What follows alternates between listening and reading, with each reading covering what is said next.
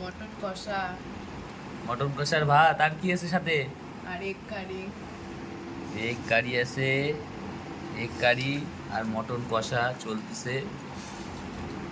আমি মটন খাচ্ছি না, এগ খাচ্ছি। এই যে মটন আছে, এটা বলবো এই যে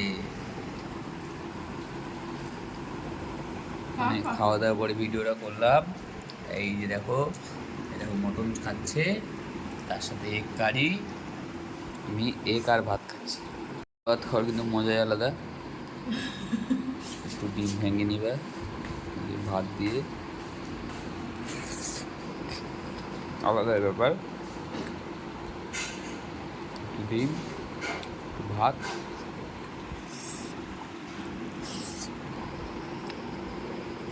কঠিন ব্যাপার।